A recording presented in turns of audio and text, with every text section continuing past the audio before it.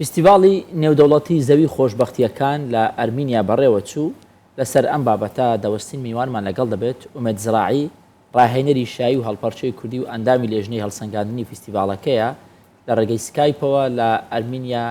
لەگەڵمان دەبێ باسی فستیڤاڵەکە دەکات. بەڵێ پێخۆشحاڵە بین کە لەگەڵیان گفتوگۆ بکەین و بەیانی باشی لێ بکەین. نازانم چەند کاتژمێرێک ئێمە جیاوازیمان هەیە لەگەڵ یەکتری، بەڵام ئاغای زارعی سڵاوە لێبێت.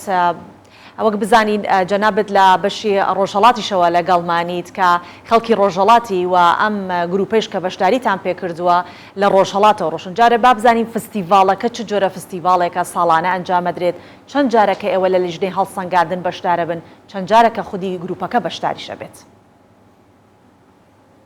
سڵاو و ڕێستان لێبێت، بەیانیتان باش، ماندوو نەبن. سڵاوی تایبەت بۆ نەرانی بەڕێز و هەوڵاتیانم لە کوردستان. من ئومێدی زارعی لە دانیشتووی شاری بانا لە ڕۆژهەڵاتی بۆ دووەمین ساڵە کە وەکو ناوبشتیوان لەم فستیڤاڵەیە هەم ئەم فستیڤاڵە بە شێوازی ساڵیانە هەموو ساڵێک پشتپاڵی خۆمان واتە 14 جولای بەڕێوە ئەچێت و ئەمساڵ لە بەشی ڕۆژهەڵات گروپمان نەبوو بەداخەوە، بەڵام لە ڕۆژی دووەمی فستیڤاڵە گروپی چیای کە با بڵێن گروپی کوردەکانێ فراسانن بە شانازیەوە بینی من کە هاتن زۆر خوشحاڵ بوو. باشە، ئەو جلوبەرگە سەرنجی ڕاکێشام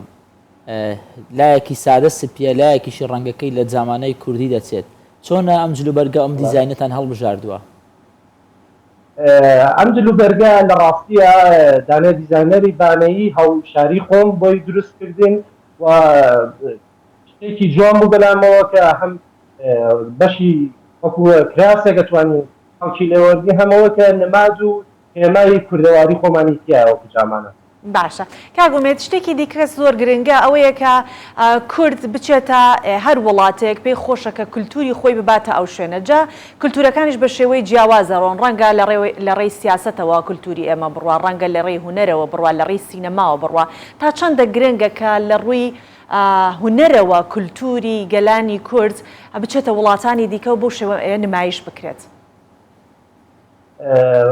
بەڕاستی ئەگەر ئیجازەم پێ بن من لێرە پێم خۆشە ئاماژە بە چەند خاڵکەم. ئێمە خۆمان پتر لە دە وڵات بۆ فستیڤاڵە هونەریەکان چوین لە بەشی هەڵپەرچەیە. ئامانجی ئێمەش ئەوە بوو کە بیرمان کردەوە وتمان کە ئێمە کاتێکت کولتورێکی و فەرهەنگ و مێژوویەکی ئاوا کۆنی کوردەواریمانەیە حیف وڵاتانی کە نەیبینن. وان کاتێک چوونە هەر وڵاتێک وەختەیەک کاتێک کە بینی یانە سەریان سوورماوە. بۆ ئێمە هونەرەمان نەبینیوە، بۆ ئێمە کوردیان ناسیوە، ئەو ئاماژە پێکەم کوردیان ناسیوە، بەس وەکو هونەرەکەی لاواز بووین ئەو شێوازە کە ئەبێ ببیندرێ نەبیندراوە. زۆربەی کاتێ مەچوونە فستیڤاڵەکان وەکو گروپ بەشداریمان کردیا، وەکو کاکە کەسیتا بۆ خۆم وەکو هەتامێکی لەژنەی هەڵسەنگاندن کە بوون لە ناو فستیڤاڵەکانە زۆر پێیان جوان و سەرسوورهێنەر بووە، بەڵام وتوانە نەمان بووە. ئێمە تا ئێستا گروپەکانی ڕۆژهەڵات تا ئەسەر خۆمان لە گرفانی خۆمان خۆشتان باشترە زانن لە ڕۆژهەڵات کێشەی ئابووری زۆرە بەداخەوە، وەگەرنا گروپەکانی ڕۆژهەڵات بەشی مۆسیقا چ بەشی هەڵپەرچە و هونەرەکانی کە هەمووی توانایی و لەو ئاسانە کە پشتە فستیڤاڵەکانەوە دەستی پڕ بگەڕێنەوە، لەوە هیچ گومانێک نییە. باشە کاگومێت، لە ساڵانی ڕابردوو بەشداری تیپە کوردیەکان چۆن بووە؟ ئایا تا چەند سەرنجی نەتەوە جیاوازەکان و سەرنجی لێژنەی فستیڤاڵەکەی بەلای خۆی ڕاکێشاوە؟ من ئەتوانم بە دڵنیاییەوە بڵێم کە هەر فستیڤاڵێک لە وڵاتی با بڵێن کوردستان، گورجیان، لە وڵاتی ئەرمەنستان، لە وڵاتی ڕووسیا، لە وڵاتی با بڵێن کڕۆواسی، ئەم وڵاتانە کە هەمووی بەشدار بووین کاتێکە ڕۆژی کۆتایی باڵێ خەڵاتەکان یەکێنێتەوە کوردستان زۆربەی هەرە زۆری با بڵێن لەو مەقامەکانی بەدەستێنەوە. یەکەم بووە لە بواری هەڵپەرچێ و دانسەوە، لە بواری مۆسیقاوە و هەر ئەو هۆکارەش بوو کە زۆربەی ناوبشتیوانەکان بەڕێوەبەرانی فوتبۆڵ داوایان کردووە کە گروپەکانی کوردی لە فستیڤاڵەکانی ئەوانش لە وڵاتانی کە بەشدار بن. بەڵام ئیتر هەر گروپێک ئەتوانم بڵێن ڕادبانکێش کراوە، بەڵام بەهۆی ئەو کە سپۆنسەرە نەبووە، کە کەسێک نەبووە یارمەتیدا لە گرفانی خۆشیان هونەرمەندان ناتوانن نایانتوانی بەشدار بەڵام بە دڵنیاییەوە ئەگەر سپۆنسەرێ ببووایە گروپەکانی ڕۆژهەڵات گروپەکانی کوردستان بەگشتی ئەتوانن لە فستیواڵەکانە لەواندنی باش بکەن لەوە دڵنیان کە پتەکانی یەکەم و دووهەم لە هەموو فستیواڵەکانە ئەبێتە چون کوردستان تاوڵ کولتورێکی هەرە لەنێژینە و هەرە خۆشی و چاکی باشە کاگومێت هەکار بە ئەوەش بڵێم چۆنەڵە هاوەکو بابەتێکی زۆر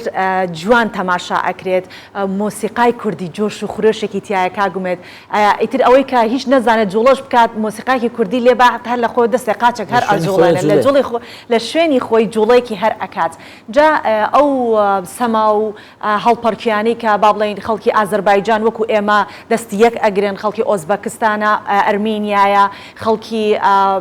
جۆرجیایە ئەمانە وەکو ئێمە هەڵپەرکیان هەیە بەڵام مۆسیقاکەی ئێمە زۆر جیاوازە ئەمێ باسیەوەم بۆ بکەیت کە مۆسیقای کوردی ئەژەنن دواتر گروپی کوردانی ئێمە هەڵەپەڕن چ جۆش و خورۆشێک لە ناو دانیشتوانەکەی ئەو فستیڤاڵە ئەبینن بەشداربووانی ئەو فستیڤاڵە سکاڵاخان هەروە هاکار با من ئاماژە بم خاڵە بکەم ناتوانین بڵێن ئەمە بەشی مۆسیقا یا لە هەڵپەرکێکمان جیە ئەم دوانە بەیەکەوە جوانن ئەم دوانە بەیەکەوە کولتورێکی هەرە ڕەسەنی کوردەواری نیشانێن بۆ وڵاتان ئێمە پێشتر باسی تامان باسی هەڵپەرکێکەمان کرد هەڵپەرکی ئێمە ڕاستەوە توان دەزەگرین بەڵام جیاوازی زۆرە ئێمە مێژووی لە پشتە ئێمە سناریۆ و چیرۆکی لە پشتە بەڵام وڵاتانی کە سناریۆکان وەکو سناریۆ کوردستان بەهێز نییە ئەوە بەشی مێژوویەکەی مێژووەکانەوە نەکۆن نیە ئەمجا کاتێک کە مۆسیقا بۆ وێنە ئێمە مامۆستا عوسمانە سوود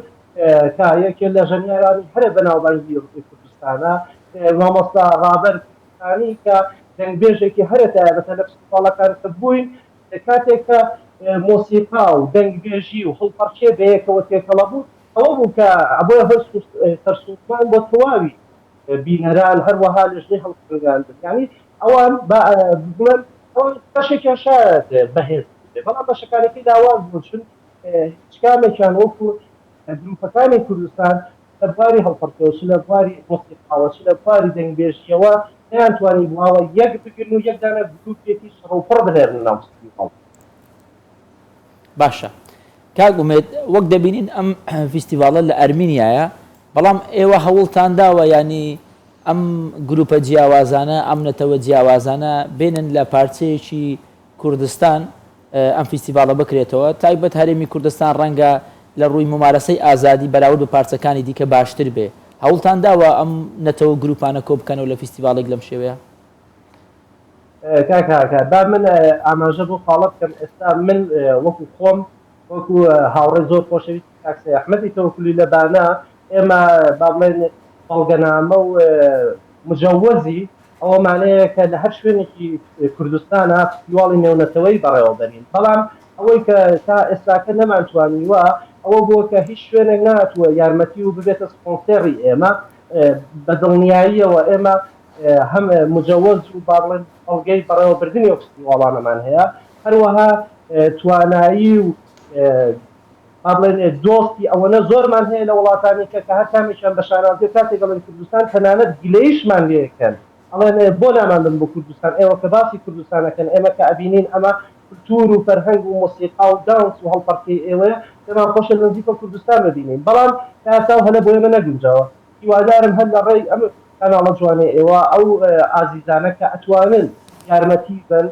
وەکو تەنانەت وەزارەتی ڕۆشنبیریشدا هەرێم ئەگەر یارمەتی مامەم بە دڵنیاییەوە ئەتوانین گەورەترین فستیواڵی نێونەتەوەی لە کوردستان بەڕێوە بەرین بەڵێ ئێمە سپاس دەکەین بەڕێز ئومێدی زارعی لە ئەرمینیاوە وەکو لیژنەیەکی هەڵسەنگاندن لە بەڵێ دەتەوێت شتێک بڵێ کاکوێت ببووە من جێخۆتی ئاماژە بکەم ئێمە هەموو ساڵێک لە ڕۆژهەڵات لە بانا فستیواڵی هەڵپەرکێمان بەڕێوە بردووە بە شێوازێکی هەرە گەورە ینی تەواوی کوردەکانی ئێران بەشدار بوون ئەم ساڵیش بەتەمای لە کوردەکانی کە لە هەر چوار پارچەی کوردستان بێنینە ناو فستیواڵی بانەوە و لەوێ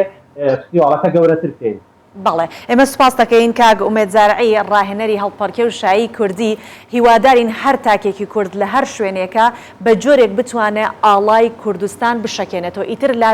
لە هەر ڕوویەکە بێت لە ڕووی سیاسەتەوە بێت لە ڕۆ کۆمەڵایەتەکەی بێت لە ڕۆ هوەریەکەی بێت وەکو ئێوە ئێمە سوپاستانەکەین لەگەڵمان بوون هیوای سەرکەوتنتان بۆ ئەخوازین هەر سەرکەوتوو بن.